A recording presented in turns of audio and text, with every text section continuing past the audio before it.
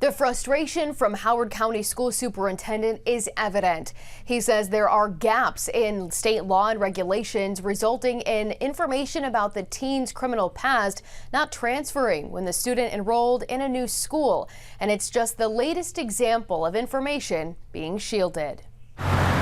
Howard High School, the center of the latest school safety debate after a 17-year-old student was arrested at school in connection to a homicide investigation. That student found with a loaded gun in his backpack. It feels like we were way too close. Bill Barnes, Howard County Public School Superintendent, says he just learned Tuesday about the teen's criminal past, which includes an attempted homicide charge from Anne Arundel County, resulting in the teen being placed on the Department of Juvenile Services supervision with an ankle monitor. We did not know because no additional information was disclosed to the school system by the Department of Juvenile Services. Barnes says had he known the teen's criminal past, I assure our community that I would not approve a placement at Howard High School. Attempted murder falls within the category of reportable offenses.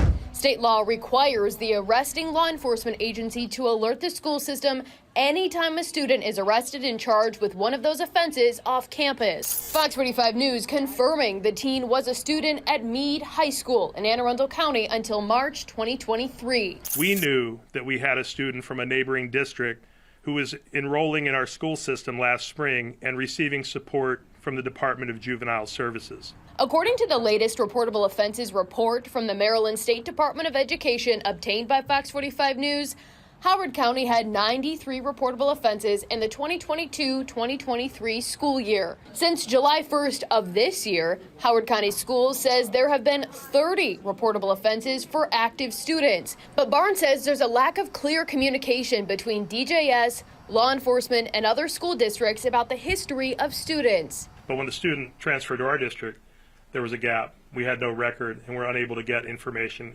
from the Department of Juvenile Services. The situation comes on the heels of the Joppatown deadly school shooting last month. 15-year-old Warren Grant was shot and killed inside a school bathroom. 16-year-old Jalen Prince, the suspect, now being charged as an adult with first and second-degree murder, among others. Prince, according to Harford County Sheriff Jeff Gaylor, was no stranger to law enforcement. We had 10 interactions since 2022 where he was either the victim, the witness, or the suspect in an incident involving just the Harford County Sheriff's Office. Yet specifics about those interactions remain shielded. Concerns about student and school safety stretch to nearly all corners of this state. It just seems like there's a lot of systems that failed that situation. Amy Adams, president and co-founder of the Baltimore County Parent and Student Coalition, says school boards need to keep pushing lawmakers in Annapolis to adjust the laws, requiring better communication.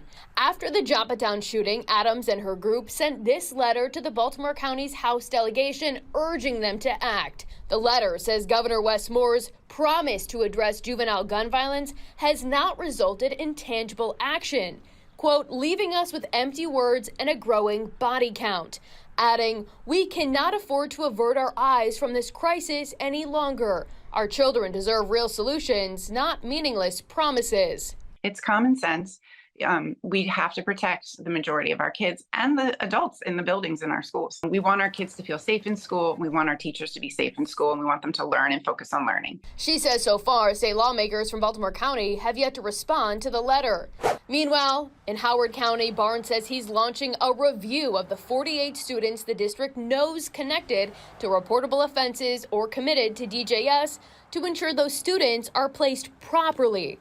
But he says this latest incident highlights the systemic problems. My frustration is recognizing there are systemic gaps that resulted in this case, thankfully only a student possessing a loaded gun in a school and not using a loaded gun in school. Now, just thankful he didn't have an even worse situation in Howard County. I'm working to find out if Anne Arundel County schools knew about this teen's criminal history. When I learn that information, we'll let you know. In the newsroom, Mackenzie Frost, Fox 45 News. I'm Kai Jackson. Thank you for watching. Here's another video to watch. Also, please take a moment to subscribe to our channel.